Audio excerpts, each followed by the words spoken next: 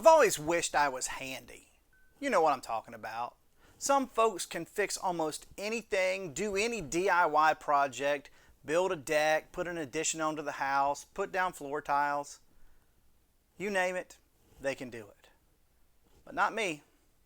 Man, I'd love to have those skills, but that type of thing is typically passed down from your parents, and my father taught me everything he knew about building and fixing stuff. Son, you pick up the phone and call somebody who can do it. There is, however, one home improvement project that I can do. I can paint. Just before I started seminary, I spent the summer on a paint crew that went into apartments to prepare them for the next tenants. I'm not saying I'm Rembrandt, but I can paint a room with no problem. And since my wife is well aware of this ability, there's been a time or two when she's utilized my painting prowess. The most challenging of these projects was, without a doubt, the living room in my last house. It had vaulted ceilings, and let's just say painting apartments didn't adequately prepare me for hanging off a ladder, trying desperately not to die while neatly edging the place where the wall meets the ceiling. But hey, I did it, and in hindsight, I should have been so proud of my accomplishment. But I wasn't. You see, there was a spot right above the entrance to the dining room where I made a mistake. As I was trying my best to keep the paint away from the ceiling, I slipped and splat. A big tan spot on our previously pristine white ceiling. So you know what I did?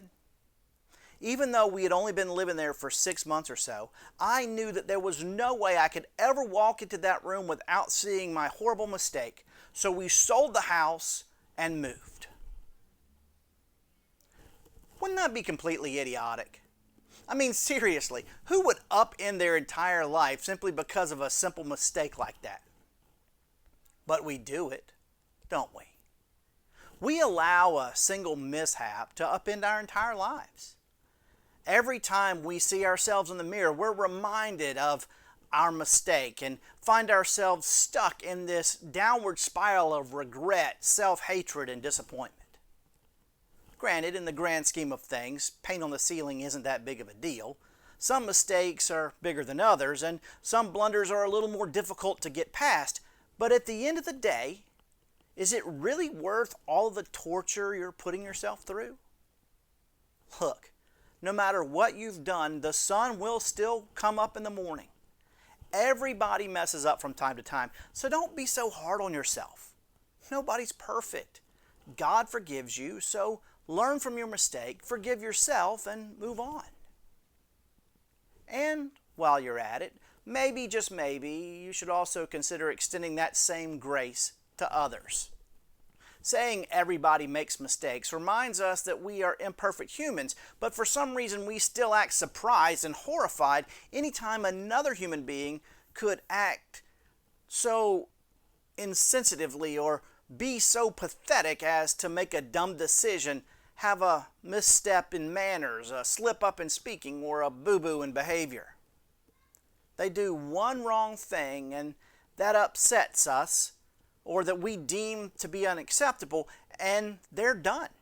As far as we're concerned, there is no room for imperfections in our society, and if someone sins, they deserve whatever pain comes their way as a result.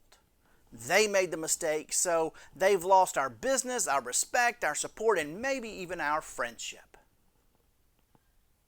Really? Look, I understand getting upset. I think sometimes we ought to call people to task when they step out of bounds. But should we kick them out of the game altogether? Listen to what St. Paul wrote to the Ephesians. He said, "Put away from you all bitterness and wrath and anger and wrangling and slander, together with all malice, and be kind to one another, tender-hearted, forgiving one another as God in Christ has forgiven you." My friend, only Jesus was perfect. I'm not, you're not, and they're not. Everybody makes mistakes. Everybody gets paint on the ceiling from time to time. So forgive yourself. Forgive others. Because make no mistake, God forgives you. I'm Pastor Stephen Mims, and that's your word for Wednesday. May God bless you.